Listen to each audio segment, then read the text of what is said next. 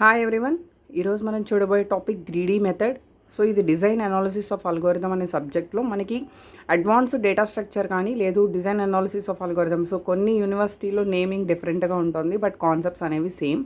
మనకి ఇది greedy method అనేది ఒక టైప్ ఆఫ్ అల్గోరిథం. సో అంటే మనకి యాక్చువల్గా చెప్పాలి అంటే dynamic programming and greedy methods అనే 2 టైప్స్ ఆఫ్ మెథడ్స్ మనం యూటిలైజ్ చేస్తాం. కొన్ని ఫిక్స్డ్ ప్రాబ్లమ్స్కి ఈ 2 మెథడ్స్లో కూడా మనకి సొల్యూషన్ అనేది వస్తుంది. సో ఎలాంటి సిచ్యువేషన్స్లో మనం గ్రీడీ మెథడ్ యూజ్ చేస్తాం అండ్ గ్రీడీ మెథడ్ యూజ్ చేసినప్పుడు మనకి దాని నుంచి వచ్చే సొల్యూషన్స్ ఎలా ఉంటాయి అనేది ఈరోజు మనం చూద్దాం. So first of all greedy method అనేది ఇప్పుడు కూడా ఒక స్ట్రైట్ ఫార్వర్డ్ టెక్నిక్ లాగా, అంటే మనం ఏది చేసినా షార్ట్ కట్స్ లేకుండా డైరెక్ట్గా ఒక స్టెప్ ఒక ప్రొసీజర్ ఫాలో అవుతూ అదే ప్రొసీజర్లో మనం ముందుకెళ్తాం. So first of all this is most straight forward design technique. So దీన్ని ఒక ఫీజిబుల్ సొల్యూషన్ని డిటర్మైన్ చేయడానికి యూజ్ చేస్తాం.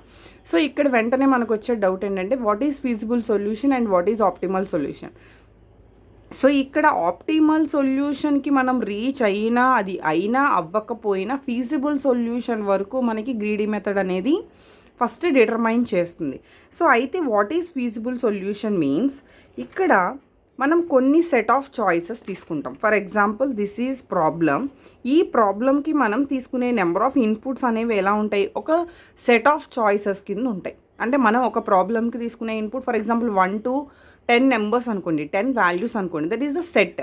సో మనం తీసుకునే valid set of choices, valid means ఒకవేళ మనం తీసుకునే ఇన్పుట్ నెంబర్ అవ్వాలి అని కనుక అక్కడ రీజన్ పెడితే, ఒక రూల్ పెడితే కండిషన్, మనం తీసుకునే 1 to 10 ఏమై ఉండాలి, ఇన్పుట్స్ నెంబర్స్ అయి ఉండాలి. No characters, no floating points and no any other strings, no symbols. Okay, so మనం ఓన్లీ అక్కడ నెంబర్స్ తీసుకుంటాం. నెంబర్స్ తీసుకున్నప్పుడు that is valid input. Okay, any input means that is valid or invalid anything.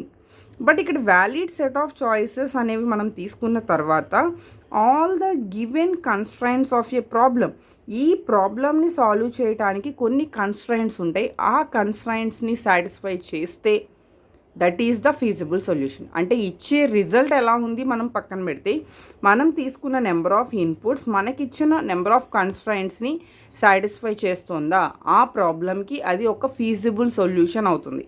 And the next one optimal solution. Optimal solution అంటే మీకు 1 to 10 ఇన్పుట్స్కి 1 to 10 outputs వస్తాయి. ఈ అవుట్పుట్స్లో the best output ఏది అంటే, best అనేది మనం ఎలా డిజైన్ చేస్తాం, మనకు అక్కడ ఉన్న సిచ్యువేషన్ని బట్టి తక్కువ టైంలో మంచి రిజల్ట్ ఇచ్చేదాన్ని ఒక బెస్ట్ కింద తీసుకుంటాం. తక్కువ టైం తక్కువ బడ్జెట్ అయ్యేది ఇంకా బెస్ట్ సొల్యూషన్ కింద తీసుకుంటాం. So that is the possible output among all feasible solutions. So here what is feasible solution? Feasible solution means first given constraints all satisfied to given a problem. So అలాంటి feasible solutions లో the best output ఏదైతే ఇస్తుందో that solution is called optimal solution. So again ఇక్కడ ఇంకొక condition చెప్తున్నారు, it satisfies all given constraints. All given constraints satisfy చేస్తేనే that is feasible solution. Okay, అందులో best solution అనేదాన్ని మనం ఇక్కడ ఆప్టిమల్ సొల్యూషన్ అంటాం. ఈ 2 very very important, feasible solution and optimal solution. Competitive ఎగ్జామ్స్లో కూడా మనకి డైరెక్ట్గా ఈ రెండింటి మీద చిన్న క్వశ్చన్ అడిగే ఛాన్సెస్ ఉంటాయి. అండ్ గ్రీడీ మెథడ్ దగ్గరికి వచ్చేసరికి ఇప్పుడు మనం ఫీజిబుల్ సొల్యూషన్ డిటర్మైన్ చేయడానికి ఫస్ట్ యూజ్ చేస్తాం. సో ఆప్టిమల్ సొల్యూషన్కి మనకి సంబంధం లేదు. సో ఇక్కడ ఏమవుతుంది అంటే an algorithm works in stages. This is the first point, this is the second point, this is the third point, this is the fourth point. So different స్టేజెస్లో మనం ఈ అల్గోరిథంని డిజైన్ చేసుకుంటూ వెళ్తాం. సో ప్రతి టైంలో కూడా మనం ఒక ఇన్పుట్ని కన్సిడర్ చేసుకుంటూ ఈ అల్గోరిథం, ఈ గ్రీడీ మెథడ్ని మనం పెర్ఫామ్ చేసుకుంటూ వెళ్తాం. సో ఇలాంటి greedy అల్గోరిథమ్స్లో neither postpone Nar revise the decisions. So వెంటనే మనం ఒక స్టెప్ నుంచి సెకండ్ స్టెప్కి వచ్చాము, అగైన్ సెకండ్ స్టెప్ నుంచి థర్డ్ స్టెప్కి వచ్చాం, థర్డ్ స్టెప్ నుంచి ఫోర్త్ స్టెప్కి వచ్చాం. సో ఇవన్నీ స్టేజెస్. 1 స్టేజ్ నుంచి ఎందర్ స్టేజ్కి వెళ్ళిన తర్వాత అక్కడికి వచ్చిన సొల్యూషన్ ఇంకా అది ఫైనల్ అంతే.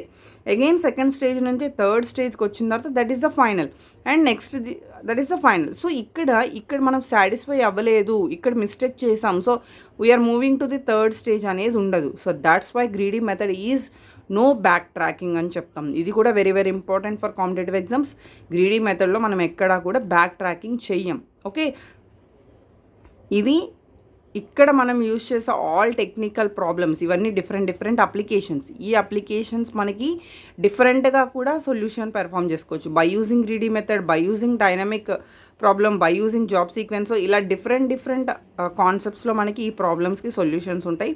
అందులో ఇప్పుడు నాప్సాక్ ప్రాబ్లమ్ని మనం ఏం చేస్తున్నామంటే ఫ్రాక్షనల్ పాయింట్ లేకుండా with greedy method and with dynamic programming కూడా మనం ఈ నాప్సాక్ ప్రాబ్లమ్ చూస్తాం. Job sequencing with dead line, minimum cost spanning tree, single source shortest path problems. ఈ 4 కూడా మనకి ఇక్కడ గ్రీడీ మెథడ్ యూజ్ చేసి చేయాల్సిన ప్రాబ్లమ్స్. సో జనరల్గా మీకు కాంపిటేటివ్ ఎగ్జామ్స్లో మనకి కొంతమంది నెట్, కొంతమంది స్టేట్ లెవెల్ ఎగ్జామ్స్ రాస్తున్నారు. అందులో కూడా identify greedy method or identify greedy applications in given options అని చెప్పి ఇచ్చినప్పుడు ఈ అప్లికేషన్స్ ఉన్నవి మనం అక్కడ సెలెక్ట్ చేయాల్సి ఉంటుంది. సో రిమైనింగ్ అన్నిటిలో అక్కడ ఏది కాదు, ఏది గ్రీడీ మెథడ్ అనేది మనం ఐడెంటిఫై చేయాల్సి ఉంటుంది. సో ఈ అప్లికేషన్స్ మనం 1 by 1 చూద్దాం. So the next class knapsack problem with greedy method. Thank you.